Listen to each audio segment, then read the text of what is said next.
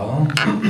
I just want to thank Lambda for having this, first of all, and allowing me to come back. It makes it sound like I did something really shitty last time. I didn't. I really didn't. I mean, I drank a bunch, but I also wrote a bunch.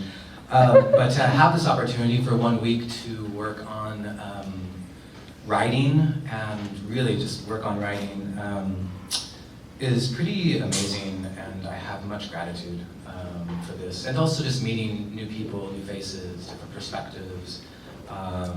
It's just always a lovely experience, always being twice. I'm going to read the beginning of this short story from this new collection that I am done with and I am fine-tuning during this week. What do you need to know?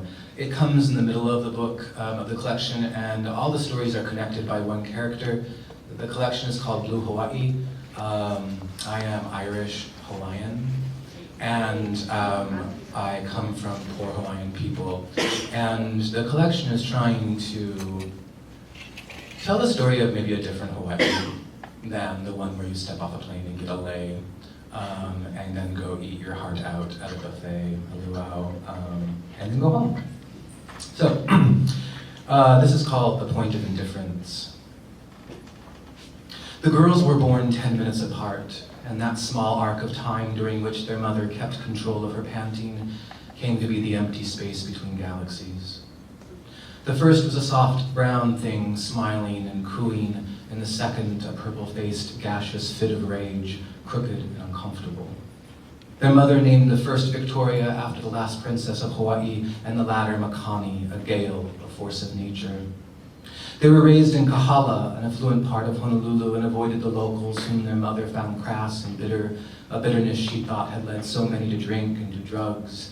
They went to Punahou, a private preparatory school, and played piano and violin and ate poached eggs. As children, the girls were close in the manner of two things that cannot stand on their own, yet at odds by their agreed contempt of one another. One so soft and in love with dreaming, the other cautious and suspicious of the world. Victoria would say, "You should put your hair in braids," to which Makani would say, "You should put your head in shit." And still, with separate bedrooms since birth, their mother would find them most nights asleep on their floor, knees knocking, foreheads gently pressed together. In junior high, their father fell in love with another woman and left, and for weeks their mother drank bottles of expensive wine at home and mostly kept to her bedroom in nightgowns. When she did venture out, she would come home with men, and sometimes the girls would witness a loping, shirtless figure cross the kitchen to the foyer and out the front door. Victoria would say, "She'll be okay soon," and Makani would say, "What a fucking hypocrite." By high school, their father's weekend visits had lessened to monthly appearances, and through the next few years faded to phone calls, then occasional birthday checks.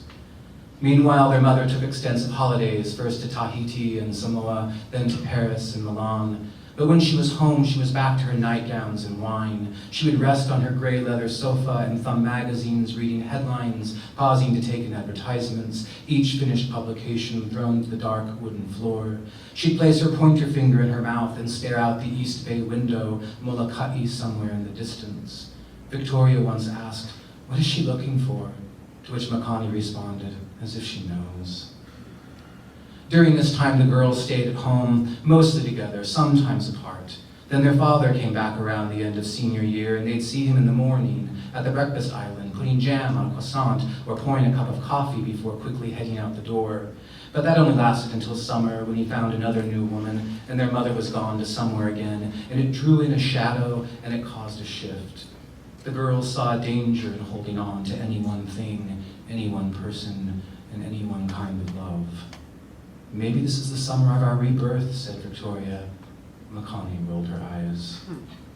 They stayed in their separate rooms, Victoria writing poems, Makani listening to music, both fitful into the evenings, waiting for sleep to come. Then their mother called one morning, their cell phones ringing in succession, but neither of them answered, and not answering was a line that meant something. Makani packed one bag and flew to Seattle. She stayed at the Fairmont and sat by the pool where she met Fonda, a middle-aged woman from Madrid.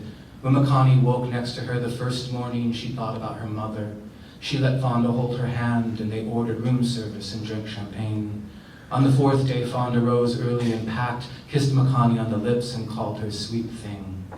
After, she didn't think about her mother. Makani stayed for another day, smelling the sheets, picking at the shared blueberry muffin. She had had something, not a dangerous something, and she wanted more.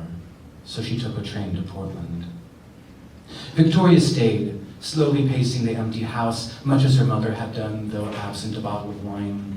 She thought of Makani and phoned her 2 times, though never received a response. She waited in the house for 1 week, searching for signs, a purpose to her existence. And because it seemed terrestrial navigation had abandoned her, she looked to the stars. She read about the planets and watched the night sky. She wrote in her journal, "Bring the unseen forces, the edges of dark matter." And when she couldn't find a way to do that, she lit candles and prayed, though she had never before. And when nothing came, she let language go, danced through the house, became guttural, tried to feel her insides, yelled out upatala, imakitu. And when, again, nothing came, and there were no other sounds to make, and she found herself so very alone, Victoria left the house. Thanks.